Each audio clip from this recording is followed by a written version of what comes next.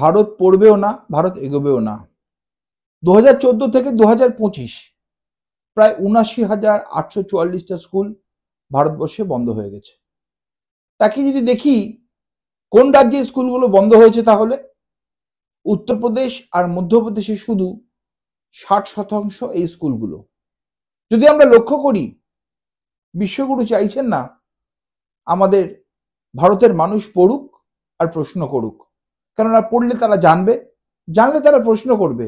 স্বাভাবিক, তারা চাইছেন ভারতবর্ষে একটা অশিক্ষিত ধর্মান্ধ সমাজ তৈরি করতে।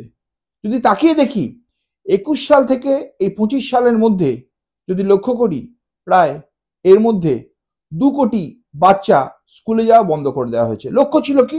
Digital India. আর আমরা কি দেখলাম?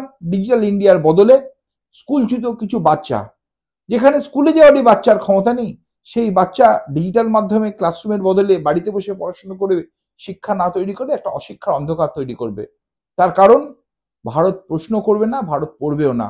পড়লে মানুষ জানবে, জানলে জ্ঞানের উন্মেষ হবে, উন্মেষ হলে মানুষের মধ্যে প্রশ্ন জাগবে। আর আমাদের বিশ্বগুরু সরকার, তারা প্রশ্ন করা পছন্দ করেন না। তিনি এই 14 সাল থেকে 25 সাল অবধি মনের বাত শুনিয়েছেন, মানুষ মনের কথা শুনেছে, কিন্তু মানুষ প্রশ্ন করার সুযোগ পায়নি। তাই জন্য তারা চায় আমাদের সরকারি শিক্ষা ব্যবস্থা একদম যাতে ভেঙে পড়ে। উত্তরপ্রদেশের মধ্যপ্রদেশের মতন মানুষকে আরো অশিক্ষার অন্ধকারে ঢেকে দেওয়ার জন্য তারা চেষ্টা করছে। তারা চাইছে শিক্ষা ব্যবস্থাটাকে বেঁচে দেওয়ার জন্য, অশিক্ষা তৈরি করার জন্য, নতুন নতুন স্কুল মাফিয়াদের হাতে শিক্ষার প্রাইভেটাইজেশন করতে, যার মাধ্যমে শিক্ষা অভাবে একদল মানুষ যারা গরিব হয়ে যাবে, যারা প্রশ্ন করবে না, যাদের মধ্যে ধর্মান্ধতা, তারা সুযোগ কাজে লাগিয়ে ধর্মের নাম করে তারা দেশটাকে পিছিয়ে নেবে। আর অন্যদিকে তাদের লক্ষ্য দেশকে ধর্মের নামে, অশিক্ষার নামে দখল করা, শুধু অন্ধ ভক্ত তৈরি করা।